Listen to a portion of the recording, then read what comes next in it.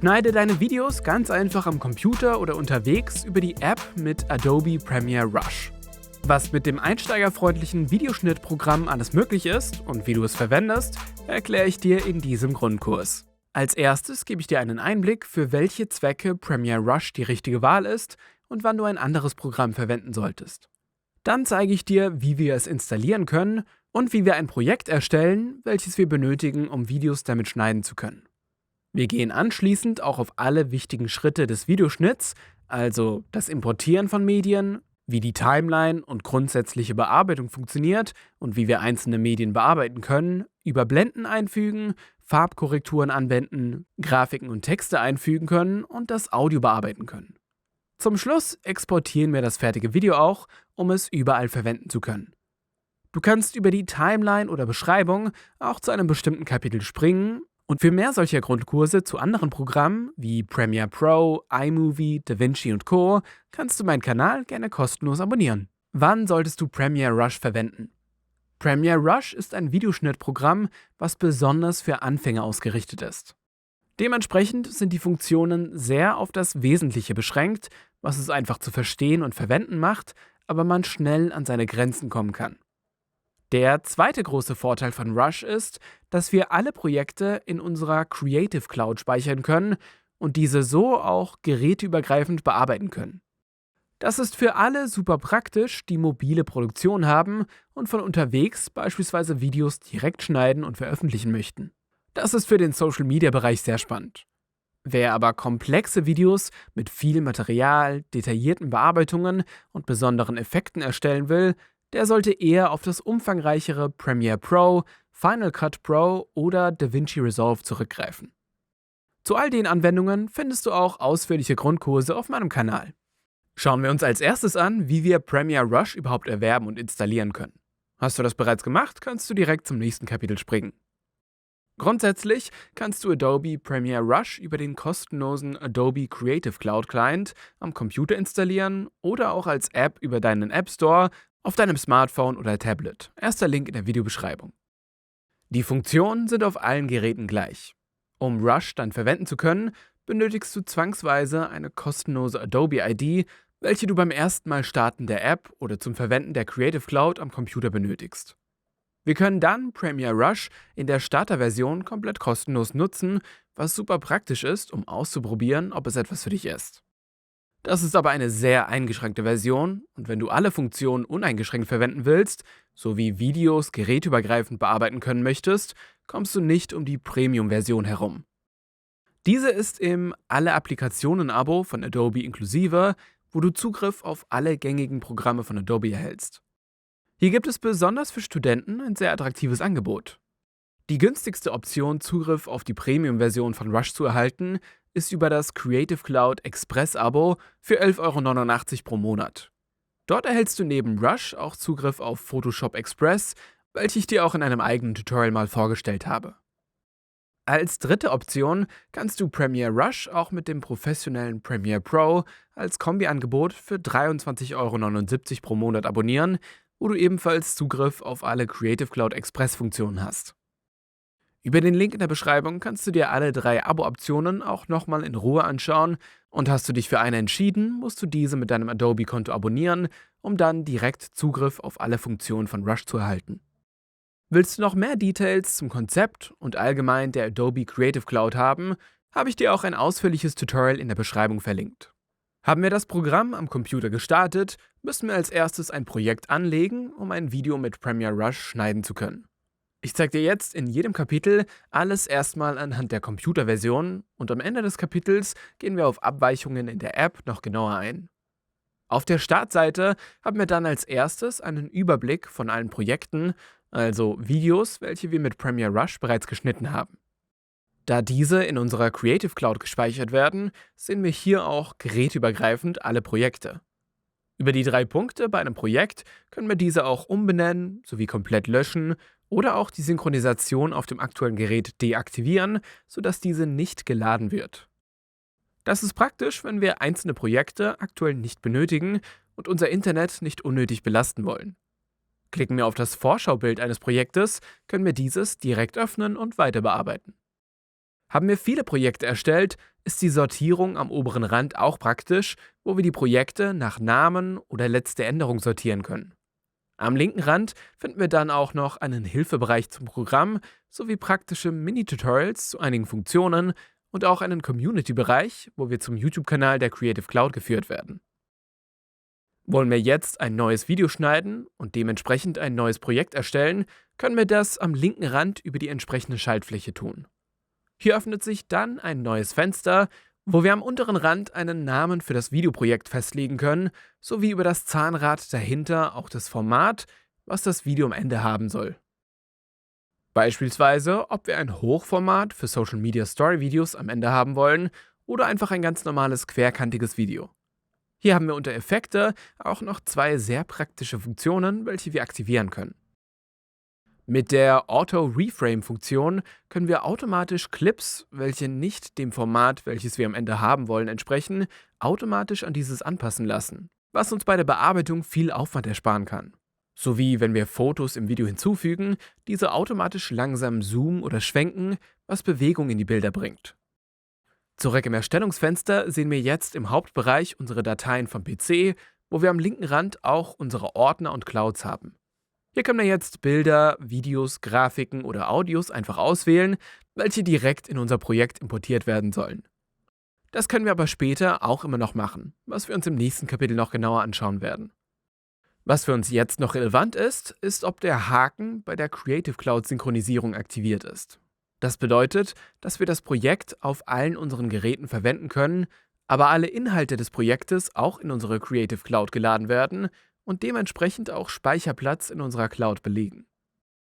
Möchten wir das nicht, können wir auch die Medien in einen bestimmten Ordner kopieren lassen, welchen wir in den Voreinstellungen definieren können, damit wir sie sicher an einem Ort haben.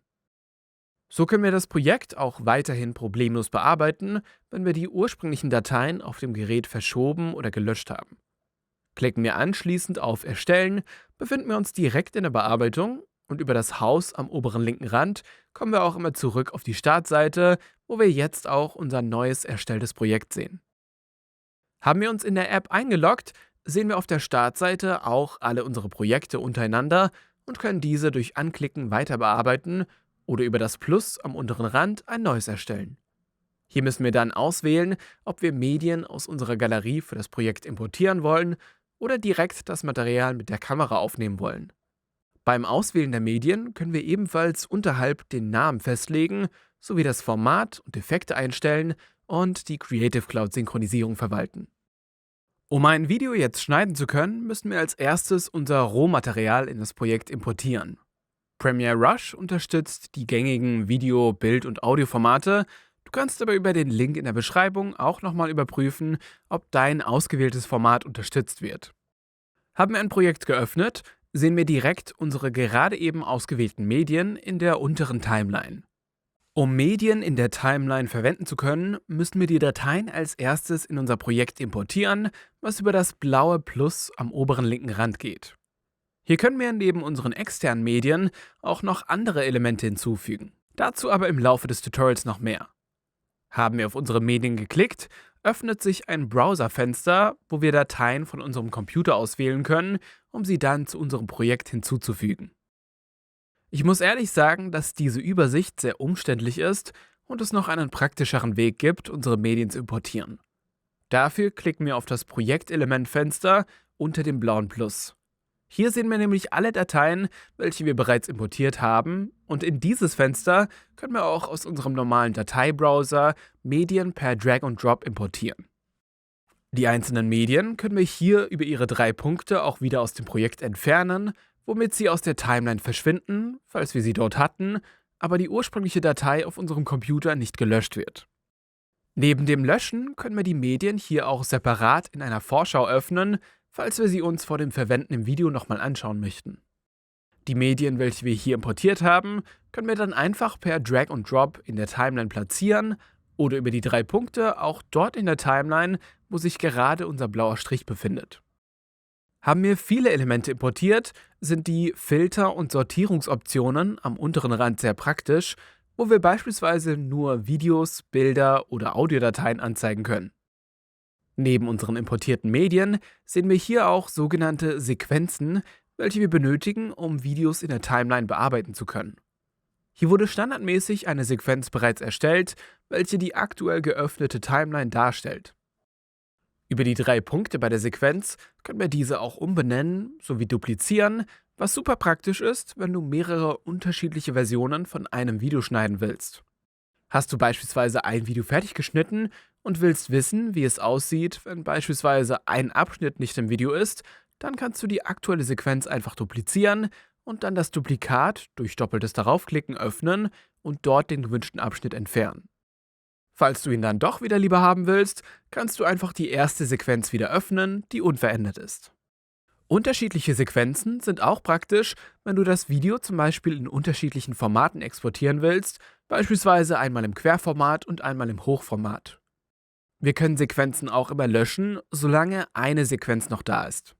In der App finden wir das Projektelemente-Fenster über das gleiche Symbol am unteren Rand und neue Elemente können wir hier über das blaue Plus ebenfalls am unteren Rand hinzufügen. Hier können wir neben Medien von unserem Gerät auch direkt mit der Kamera Videos oder Bilder aufnehmen, welche dann direkt importiert werden. Schauen wir uns jetzt den Hauptbereich an, nämlich da, wo wir schlussendlich das Video schneiden. Hier haben wir im Mittelpunkt die Videovorschau, wo wir immer den aktuellen Stand des Videos sehen. So würde das Video auch direkt aussehen, wenn wir es jetzt exportieren würden. Die Qualität in diesem Vorschaufenster ist im Vergleich zum finalen Export aber meistens ein bisschen schlechter, um einen flüssigen Schneidprozess zu ermöglichen. Unter der Vorschau haben wir auch Zeitstempel, wo wir gerade sehen, bei welcher Sekunde wir im Video sind und wie lange das komplette Video aktuell ist. Die schlussendliche Länge unseres Videos wird automatisch dadurch bestimmt, wo das letzte Element in unserer Timeline endet und wir können es nicht manuell einstellen. In der Mitte unter der Vorschau haben wir die Steuerelemente, wo wir das Video in der Mitte pausieren oder fortsetzen können. Über die Pfeile direkt links und rechts daneben können wir uns auch Bild für Bild durch das Video klicken. Über die ganz äußeren Pfeile können wir auch immer zum Anfang des nächsten Clips in der aktuellen Sequenz springen. Am rechten Rand können wir auch die Vorschau in einem Vollbildmodus öffnen, was am Ende der Bearbeitung praktisch ist, um das Video noch einmal komplett anzuschauen, bevor wir es final exportieren. Neben dem Vollbildmodus können wir das Video auch in einer Dauerschleife abspielen lassen und daneben auch das Format der Sequenz verändern.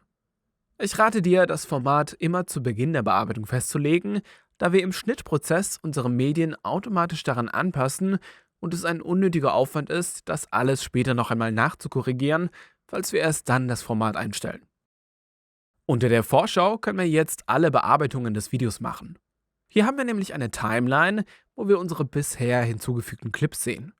Am blauen Strich sehen wir auch immer, was gerade in der Vorschau angezeigt wird und wir können diesen auch per Drag and Drop bewegen, um andere Stellen aus dem Video anzuzeigen. Die Medien, die wir hier in der Timeline praktischerweise mit Vorschaubildern sehen, können wir ganz einfach ebenfalls per Drag and Drop neu anordnen.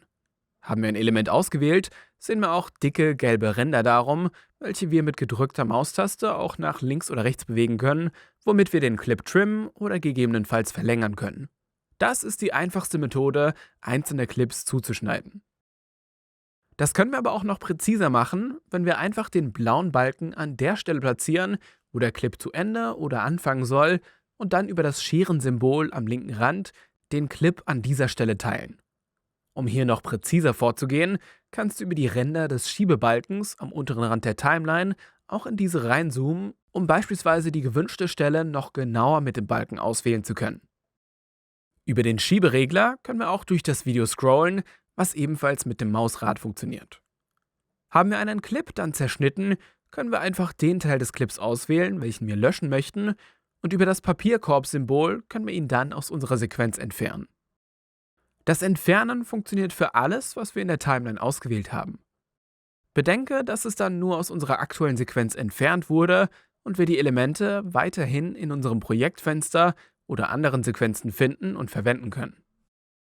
Als drittes Symbol haben wir dann am linken Rand auch die Möglichkeit, den gerade ausgewählten Clip zu duplizieren und dann wird dieser erneut in unserer Timeline hinzugefügt und wir können ihn für die Bearbeitung individuell verwenden. Unter den 3 Werkzeugen haben wir dann noch 2 weitere Bedienelemente, welche etwas mit der Darstellung unserer Timeline zu tun haben. Einmal können wir uns hier die Audiospuren größer anzeigen lassen, womit wir die Vorschau davon besser erkennen können. Und als weiteres können wir hier auch die detaillierte Spurenansicht öffnen, welche ich nur empfehlen kann. Damit erhalten wir weitere Funktionen in unserer Timeline und die einzelnen Spuren kann man visuell besser auseinanderhalten. Wir sehen nämlich jetzt vor unseren Spuren weitere Symbole und die Spuren werden durch Linien besser separiert. Unter unserer Hauptvideospur können wir auch auf bis zu 3 weiteren Audio-Only-Spuren Musik, Voiceovers oder Soundeffekte nach Belieben hinzufügen. Später im eigenen Audiokapitel noch mehr dazu. Haben wir Ton bei einem importierten Video, wird uns dieser aber direkt in der Videospur beim Video angezeigt, sofern wir ihn nicht vom Video über einen Rechtsklick trennen. Über unserer Videospur können wir dann auch noch bis zu 3 weitere Videospuren hinzufügen, wo wir einfach per Drag-and-Drop Elemente hinziehen können. Hier musst du aber aufpassen. Wenn sich Spuren zeitlich überdecken, wird uns immer die oberste Spur im Vordergrund des Videos angezeigt. Damit kann man andere Spuren gegebenenfalls ungewollt verdecken, aber beispielsweise diese auch verwenden, um Texte, Grafiken oder mehrere Videos gleichzeitig anzuzeigen. Ich persönlich nutze die weiteren Videospuren aber auch meistens als Ablage während der Bearbeitung. Also ich schiebe hier Clips hin, die ich vielleicht noch einbauen möchte, aber noch nicht genau weiß wo und sie so nicht aus dem Auge am Ende verliere. Am linken Rand können wir dann über das Auge bei einer Spur diese komplett in der Sequenz ausblenden und so werden uns alle Videos, die sich in dieser Spur gerade befinden, nicht mehr angezeigt. Das gilt nur für das Bild. Haben die Videos in der Spur beispielsweise noch Ton, wird der immer noch abgespielt. Möchten wir das auch nicht, können wir das Video über den Lautsprecher auch stumm schalten, was ebenfalls in den Audio-Only-Spuren möglich ist. Als letztes können wir alle Spuren auch über das Schloss sperren, sodass wir keine Elemente mehr von der Spur bearbeiten können, bis wir es über das Schloss wieder entsperren. Und bei den Audiospuren können wir über das Mikrofon auch noch Voiceovers live aufnehmen, später noch mehr dazu. Ich habe jetzt bei den Videospuren immer von Videos gesprochen, hier können aber natürlich auch Bilder, Texte oder Grafiken hinzugefügt werden. In der App ist die Timeline grundsätzlich genau gleich aufgebaut und wir können ebenfalls die Spurendetails über das untere Menü einblenden. Wir können die Clips zuschneiden, indem wir die Enden gedrückt halten und verschieben. Durch das Aufschieben von 2 Fingern können wir auch in die Timeline zoomen, um präzisere Bearbeitungen vorzunehmen. Durch das gedrückt halten auf einen Clip können wir ihn auch duplizieren, löschen, gegebenenfalls das Audio separieren und den Clip auch an der Stelle teilen, wo der blaue Strich gerade ist. Diese Werkzeuge finden wir auch im unteren Menü ganz am Ende, wo wir zusätzlich auch ein Auswahlwerkzeug haben, mit welchem wir mehrere Clips gleichzeitig auswählen können. Wir wissen jetzt, wie wir grundsätzlich unser Material in der Timeline anordnen und zuschneiden können. Jetzt haben wir hier auch die Möglichkeit, die einzelnen Elemente in der Timeline unterschiedlich zu bearbeiten. Welche Möglichkeiten es da gibt, schauen wir uns jetzt an. Grundsätzlich müssen wir das einzelne oder mehrere Elemente ausgewählt haben, um die folgende Bearbeitung darauf anzuwenden. Mehrere Clips können wir mit gedrückter Steuerung oder Command-Taste am Computer auswählen. Wie bereits im vorherigen Kapitel erwähnt, können wir unter der Vorschau das Format des schlussendlichen Videos einstellen. Sollte ein Clip in unserer Timeline jetzt aber nicht das gleiche Format oder die Auflösung haben, sehen wir schwarze Bereiche in der Vorschau, welche später auch so im finalen Video wären. Haben wir ganz am Anfang beim Importieren die automatische Reframe-Funktion aktiviert, sollte das Video schon so passend transformiert worden sein, dass wir keine Ränder sehen. Willst du diese Funktion nachträglich zu einem Element hinzufügen, können wir das über das zweite Werkzeug am rechten Rand aktivieren. Die Größe und Position der Elemente können wir aber jetzt auch über das rechte Menü im Programm über das unterste Werkzeug selber frei einstellen. Hier können wir es direkt füllend an das Format anpassen oder so, dass alles vom Element sicher zu sehen ist. Um das Element sind jetzt in der Vorschau auch blaue Punkte verfügbar, über welche wir skalieren können und durch gedrückt halten auf das Element generell dieses auch frei bewegen. Das alles können wir auch anhand von genauen Werten für die X- und Y-Achse im Menü machen, wo wir es auch Grad für Grad drehen können und über die Deckkraft dem Element eine Transparenz geben können. Das ist beispielsweise praktisch, wenn wir Elemente übereinander in den Spuren haben und wenn wir dann dem oberen Element etwas Deckkraft nehmen, sehen wir das Element darunter etwas durch. Hier können wir das Element dann auch horizontal oder vertikal spiegeln, falls wir es umdrehen möchten. Und beim Skalieren können wir auch die Proportionalität deaktivieren, womit wir das Element auch verzerren können. Das sieht aber meistens nicht sehr schön aus und ich rate dir grundsätzlich immer darauf zu achten, dass der Haken bei den Proportionen aktiviert ist. Unter Erweitert können wir jetzt von allen Ecken her das Element auch zuschneiden. Das ist zum Beispiel praktisch, wenn wir zwei Elemente direkt nebeneinander einblenden wollen und das eine normalerweise das andere überdecken würde. Dann können wir das überdeckende Element einfach an der Seite zuschneiden. Über die weiche Kante können wir die Ränder des Elements auch unscharf machen, womit wir dieses beispielsweise mit einem Hintergrund besser verfließen lassen können. Probier hier einfach die unterschiedlichen Funktionen ein bisschen aus, um ein Gefühl dafür zu bekommen. Du kannst die einzelnen Bearbeitungen über den Pfeil neben dem Namen auch immer wieder auf den Ausgangspunkt zurücksetzen oder über den Schieberegler auch deaktivieren, sodass sie nicht mehr angewendet werden, aber wir immer wieder darauf zurückgreifen können, falls wir unsere Einstellungen doch nutzen möchten. Das Transformieren ist sowohl für Videos als auch für Bilder, Grafiken und Texte verfügbar. Neben dem Transformieren können wir jetzt für Videos und Audios auch die Geschwindigkeit einstellen in einem eigenen Bereich am rechten Rand. Standardmäßig ist die Geschwindigkeit auf 100%, was der normalen Geschwindigkeit entspricht. Schieben wir den Regler unter die 100%, wird das Element in unserer Timeline automatisch länger, da das Video langsamer abgespielt wird. Das Gegenteilige passiert, wenn wir den Schieberegler über die 100% schieben. Wir sehen unter dem Prozentbalken auch immer die Cliplänge als Zahl und können hier auch eine eigene genaue festlegen, wo sich die Geschwindigkeit dann so anpasst, dass der Clip genau so lange ist. Wenn wir die Geschwindigkeit bei Audios ändern, wird dieses standardmäßig verzerrt und bei langsameren Clips wird das Audio tiefer und bei schnelleren Clips höher. Aktivieren wir hier, dass die Tonhöhen beibehalten werden, hört sich das Audio nicht mehr tiefer oder höher nach dem Verzerren an, sondern nur noch schneller oder langsamer. Wenn du jetzt nur einen bestimmten Abschnitt in einem Clip schneller oder langsamer machen willst, kannst du diesen einfach mit dem Scherenwerkzeug, wie bereits erklärt, rausschneiden und diesen dann separat bearbeiten. Oder wir verwenden die Bereichsfunktion, welche wir ebenfalls im Geschwindigkeitsfenster finden. Hier können wir über die beiden blauen Markierungen einen Bereich im Clip auswählen, auf welchen dann nur die Geschwindigkeitsänderung angewendet wird. Diesen Bereich können wir auch visuell in der Timeline beim Clip einstellen, was wesentlich intuitiver funktioniert. Hier sehen wir auch am lilanen Balken, wo der Clip in seiner Geschwindigkeit verändert wurde. Den Übergang zwischen der normalen Geschwindigkeit und der bearbeiteten können wir über den Verlauf dann auch noch flüssiger machen, wenn wir ihn nicht abrupt haben möchten. Generell solltest du bei dem Verlangsamen von Clips immer darauf achten, ob es noch flüssig aussieht, weil je nachdem, wie viele Bilder pro Sekunde dein Ausgangsmaterial hat, kann das schnell sehr ruckelig aussehen. Also hier einfach schauen, dass es deinen Ansprüchen doch gerecht wird. Alle Einstellungen der Geschwindigkeit können wir ebenfalls über den Zurückpfeil zurücksetzen. Für Bilder können wir über das Effekte-Werkzeug auch noch die Schwenken- und Zoom-Funktion aktivieren, womit auch Bilder etwas Bewegung bekommen. Hier sehen wir dann eine blaue Maske in der Vorschau um das Bild, was uns zeigt, welchen Ausschnitt wir am Anfang sehen, und über das Werkzeugmenü können wir auch zur Endposition wechseln, um diese auch einzustellen. Wir können den blauen Kasten einfach verschieben und über seine Ränder vergrößern oder verkleinern. Das Bild wird dann über seine komplette Länge in der Timeline von der Anfangsposition zu der Endposition bewegt. In der App finden wir die ganzen Werkzeuge im unteren Menü und haben die gleichen Funktionen. Die Elemente können wir hier auch in der Vorschau antippen, damit die blauen Punkte erscheinen, und wir können sie auch darin direkt frei transformieren. Wir schauen uns jetzt an, wie wir Übergänge zwischen Clips oder Audios in deiner Timeline erstellen.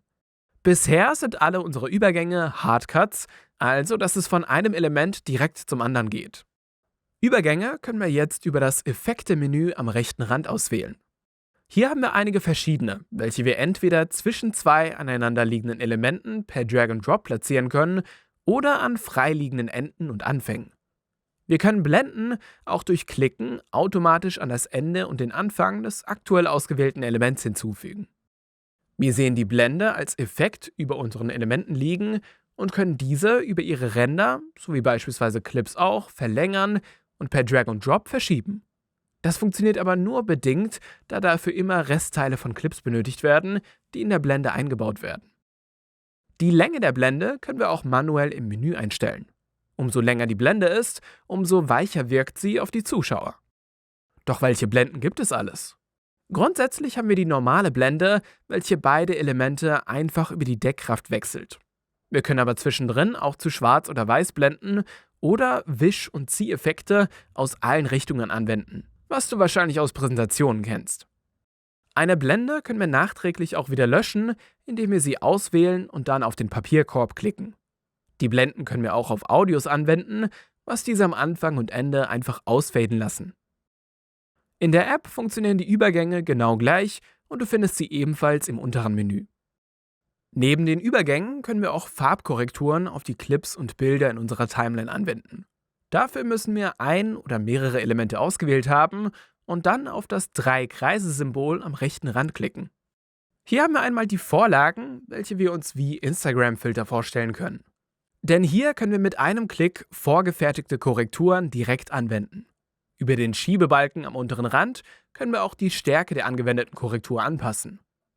Neben den integrierten Vorlagen können wir hier aber auch unsere eigenen Vorlagen erstellen und projektübergreifend verwenden. Denn wir haben hier die Möglichkeit, über Bearbeiten im oberen Menü auch unsere eigenen Filter über die Farboptionen zu erstellen.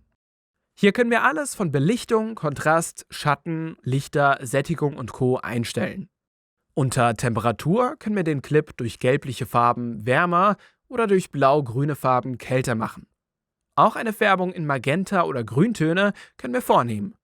Diese beiden Regler kann man super kombinieren, um eine natürliche Farbgebung zu kreieren. Grundsätzlich rate ich dir aber, einfach jeden Regler mal nach links oder rechts zu schieben und dann siehst du direkt in der Vorschau, was dieser verändert. Bei jedem Regler haben wir auch einen Wert, in welchen wir klicken können, um präzise Zahlen selber einzugeben. Ich nutze das meistens, um einfach wieder den Regler auf 0 zurückzusetzen. Farbkorrekturen können wir oberhalb auch über den Zurückpfeil entfernen, sowie daneben die aktuelle Korrektur auf alle Elemente in unserer Timeline anwenden. Über die Schaltfläche darunter können wir die Farbkorrektur auch ein- oder ausblenden, womit wir einfach einen Vorher-Nachher-Effekt sehen, und über die 3 Punkte können wir die aktuelle Korrektur als Vorgabe speichern, um sie später in Zukunft einfach wieder verwenden zu können. Neben den einfachen Farbbearbeitungen können wir dann unter Erweitert die ausgewählten Elemente schärfer oder weicher machen, wodurch Kanten im Bild verändert werden. Außerdem können wir eine Vignette hinzufügen, wo das Element an den Rändern dunkler oder heller wird. Hier können wir auch die Kante dafür weicher oder härter einstellen. Die Farbbearbeitung können wir dann auf jedes Element in unserer Timeline machen. Grundsätzlich rate ich dir aber, wenn du beispielsweise mehrere Clips hast, die im gleichen Setting mit den gleichen Lichtverhältnissen erstellt wurden, einfach die Bearbeitung über die Vorgaben gleich anzuwenden, damit das Video einheitlich aussieht. Am besten nach dem Schnitt einfach alle Elemente einmal nacheinander durchgehen und schauen, dass ein einheitlicher Look entsteht. In der App haben wir genau die gleichen Farbkorrekturmöglichkeiten. Hier befindet sich alles nur im kleinen Menü am unteren Rand, wo du aber auch, wenn du ganz nach rechts wischst, deine eigenen Vorlagen speichern, Einstellungen zurücksetzen und die Farbeffekte ein- oder ausschalten kannst. Eine wesentliche Funktion, welche wir bei der Videobearbeitung nicht vergessen wollen, ist das Einblenden von Texten und grafischen Elementen. Diese können wir einfach über den blauen Punkt am linken Rand unter Grafiken erstellen. Hier öffnet sich dann ein neues Fenster, wo wir Textvorlagen, auch Motion Graphic Templates genannt, auswählen können, welche wir dann individuell mit unserem Text füllen können. Dort gibt es neben vielen Texten auch Vorlagen für grafische Übergänge, welche wir zwischen unseren Elementen platzieren können, oder Überlagerungselemente, was einfach grafische Elemente sind, welche wir über unsere Videos legen können. Bei jedem der 3 können wir über den Pfeil auch noch mehr Vorlagen anzeigen und diese auch durchsuchen. Egal welche Vorlage wir hier jetzt durch Klicken ausgewählt haben, diese wird als eigenes Element in unsere Timeline geladen, an dem Punkt, wo unser blauer Balken gerade ist. Dieses Element können wir dann, wie jedes andere auch, über seine Ränder zeitlich von der Länge einstellen und auch die Position im Video per Drag und Drop verändern. Um jetzt aber den Text von der Vorlage zu individualisieren, können wir einfach auf ihn in der Vorschau klicken und ihn dann eingeben. Weitere Funktionen zu diesen grafischen Vorlagen können wir dann auch über das eigene Fenster am oberen rechten Rand aufrufen. Hier können wir alle Farben einstellen, sowie bei Texten auch die Schriftart, Größe und Co. Bei den Farben haben wir auch immer eine Pipette daneben, mit welcher wir einfach eine Farbe aus dem Video auswählen können, und klicken wir das Farbfeld an, wird uns auch der einzigartige Hexcode der Farbe angezeigt. Den können wir einfach kopieren und bei einer anderen Farbe einfügen, wenn wir beispielsweise zweimal genau die gleiche Farbe verwenden möchten. Zu Texten können wir in diesem Fenster auch Schatten und Konturen hinzufügen. Generell hängen die verfügbaren Funktionen in diesem Fenster von der aktuell ausgewählten Vorlage ab. Zudem sehen wir standardmäßig die Vorlage immer mittig in unserer Vorschau. Wollen wir sie aber von der Position verschieben, können wir auch bei diesen Elementen auf die Transformationsfunktionen am rechten Rand zugreifen, sowie die einzelnen Elemente auswählen in der Vorschau und sie darüber verschieben. Das ganze Text- und Grafiktool wirkt auf den ersten Blick sehr übersichtlich, aber eigentlich hast du hier unbegrenzte Möglichkeiten. Einmal kannst du deine eigenen Grafiken auch einfach als PNG-Bild über die normalen Medien importieren und so als Bild einbauen. Zudem können wir aber auch unsere eigenen Grafikvorlagen oder externe von Adobe Stock importieren und verwenden. Denn die Vorlagen, die wir hier haben, können auch in Premiere Pro verwendet werden oder mit dem Animationsprogramm von Adobe After Effects erstellt werden. So kannst du dir einfach deine eigenen Vorlagen bauen, welche du dann in Rush bequem verwenden und für dein Projekt individualisieren kannst. Zugegeben, so eine Vorlage zu erstellen ist nicht super einfach, aber ich habe es dir unter anderem in meinem Adobe After Effects Grundkurs erklärt, Link dazu in der Beschreibung. Du kannst aber auch kostenlose oder kostenpflichtige Vorlagen von Adobe Stock oder anderen Drittanbietern-Plattformen, wie beispielsweise Envato Elements, verwenden. Hier musst du bei Adobe Stock die Vorlage einfach nur in deiner Creative Cloud Bibliothek in deinem Account speichern oder generell eine .mogart-Datei herunterladen können.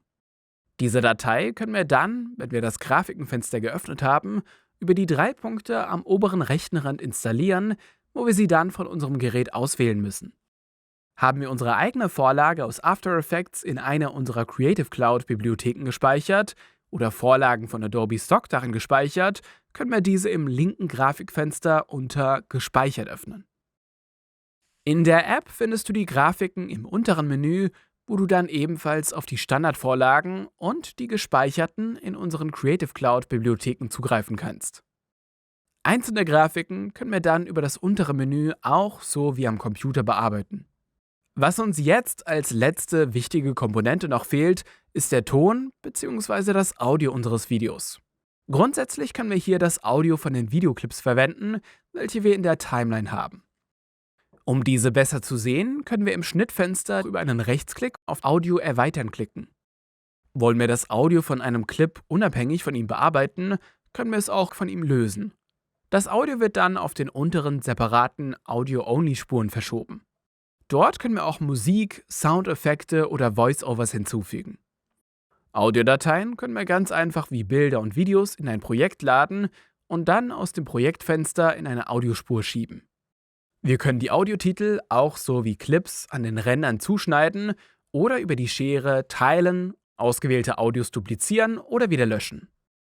Bei den Spureneinstellungen können wir auch über den Lautsprecher den Ton von einzelnen Audio- oder Videospuren komplett stumm schalten. Jetzt können wir aber neben diesen Grundeinstellungen auch weitere Audioeinstellungen zu ausgewählten Audios über das Waveform-Symbol am rechten Rand machen. Die Audioeinstellungen können wir sowohl auf Audiospuren sowie auf Clips mit Ton anwenden. Grundsätzlich können wir hier die Lautstärke des einzelnen Audios einstellen und darunter das aktuelle Audio direkt stumm schalten. Unter Erweitert können wir festlegen, um was für einen Audiotyp es sich handelt, also beispielsweise Musik, Sprache oder anderes. Das wird meistens schon automatisch erkannt und ist wichtig für eine sehr praktische Funktion, nämlich das automatische Ducking.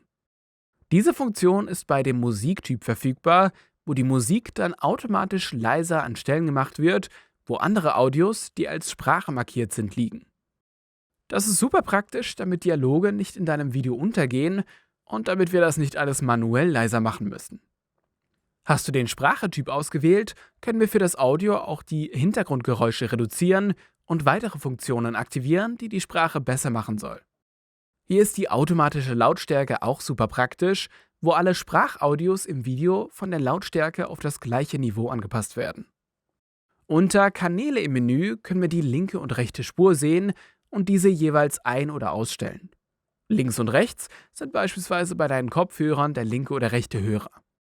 Wenn wir einen ausstellen, wird dann der Ton von diesem Audio nur auf der ausgewählten Seite abgespielt. Grundsätzlich sollten wir aber immer beide Seiten aktiviert haben, um einen räumlichen Klang zu haben. Bei allen Einstellungen können wir diese über den blauen Schalter am oberen rechten Rand aktivieren oder deaktivieren, sowie Einstellungen zurücksetzen. Was wir jetzt über das blaue Plus oder direkt über das Mikrofon bei einer Audiospur erstellen können, sind Voiceovers.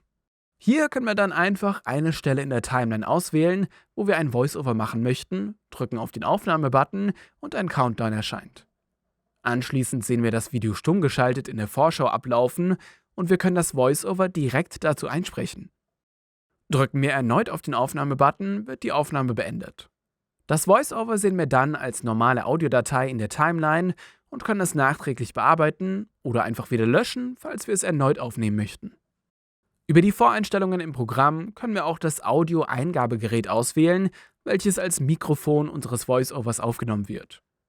Hier sollten wir auch verbundene Mikrofone, die an unseren Computer angeschlossen sind, auswählen können. In der App findest du alle Audioeinstellungen im unteren Menü. Hier können wir über das Plus oder die Spureneinstellungen ganz einfach ein Voiceover über das Mikrofon in deinem Smartphone oder Tablet aufnehmen und auch Audios auswählen, um diese zu bearbeiten. Als kleiner Tipp: Du kannst auch dein Video nach dem Beat eines Songs schneiden. Dafür einfach die Schnitte zwischen den Clips an die Stellen packen, wo das Audio stark nach oben geht. So passt das Bild rhythmisch zum Ton und wirkt richtig professionell. Sind wir jetzt fertig mit unserem Video, müssen wir es einmal exportieren, um eine normale Videodatei von unserem Ergebnis zu erhalten, welche wir dann außerhalb des Programms verwenden können. Bevor wir das machen, rate ich dir aber immer noch, das Video im Schnittfenster einmal komplett durchzuschauen und in der Timeline auch zu prüfen, dass keine ungewünschten Elemente am Ende des Videos sind. Weil das finale Video geht so lange, bis das letzte Element in der Timeline zu Ende ist.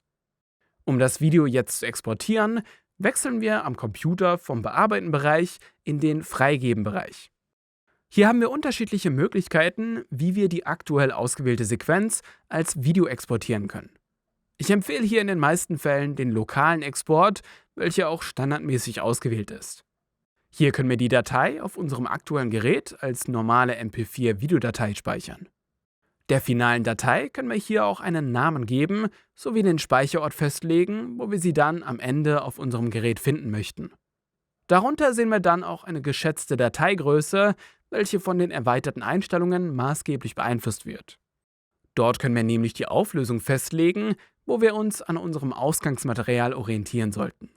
Unter Framerate können wir die Bilder pro Sekunde auswählen, wo die automatische Option meistens die beste ist und ich dir persönlich nichts unter 30 Frames empfehle, um sicherzugehen, dass das Video am Ende flüssig aussieht. Bezüglich des Audios können wir das komplett ausschalten, was du vermutlich nicht willst, sowie zwischen Mono und Stereo wählen. Hier ist Stereo meistens die ideale Option, da man damit das Audio räumlicher abbilden kann. Schließlich haben wir aber noch die Qualität, die du im Idealfall immer auf Hoch hast. Diese beeinflusst aber die Dateigröße am stärksten. Also, falls dir die Qualität nicht so wichtig ist wie die Größe, hast du hier auch die Option, diese runterzustellen. Sagen dir die einzelnen Optionen alle nichts, kannst du oberhalb auch einfach eine Vorlage anwenden, wo die Optionen dann passend eingestellt werden.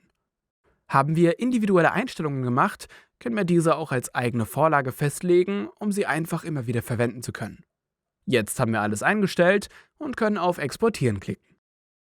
Je nach Videolänge und Komplexität unserer Bearbeitung kann der Render-Prozess jetzt eine Weile dauern, wie wir am Fortschrittsbalken erkennen können. Ist es beendet, können wir direkt den Ordner öffnen, wo die Datei gespeichert ist, und diese dann verwenden, wie wir wollen. Neben der lokalen Speicherung können wir in Premiere Rush auch das Video direkt auf YouTube, Facebook, Instagram oder Behance veröffentlichen. Dafür müssen wir den Haken einfach aktivieren und uns dann beim ersten Mal auf der jeweiligen Plattform mit unserem Account anmelden, um die Veröffentlichungsrechte zu erhalten. Hier funktioniert alles genauso wie bei dem lokalen Export, nur dass wir am Ende ein weiteres Fenster bekommen, wo wir alle Informationen für den Upload, also beispielsweise Titel, Beschreibung und Co. einstellen können. Das ist super bequem, aber grundsätzlich rate ich dir, deine Videos nur lokal zu speichern und die lokal erstellte Datei dann direkt über die Plattformen hochzuladen, da du dort meistens noch umfangreichere Einstellungsmöglichkeiten direkt hast. Nach dem Export können wir unser Video immer noch erneut bearbeiten und eine neue Version nach Belieben exportieren. In der App können wir Videos im Bearbeitungsmodus über den Pfeil am oberen rechten Rand exportieren.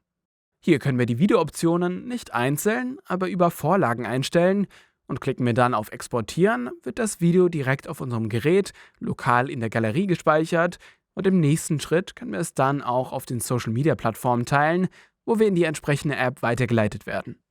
Jetzt weißt du, wie du gerätübergreifend einfach Videos mit Premiere Rush schneiden kannst.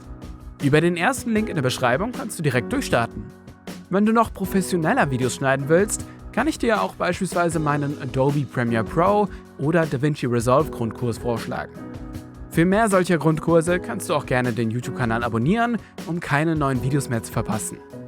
Dieses Video gibt es auch nochmal als Artikel auf simontutorial.de/premiere-rush und über Bewertungen und Feedback in den Kommentaren freue ich mich auch immer sehr.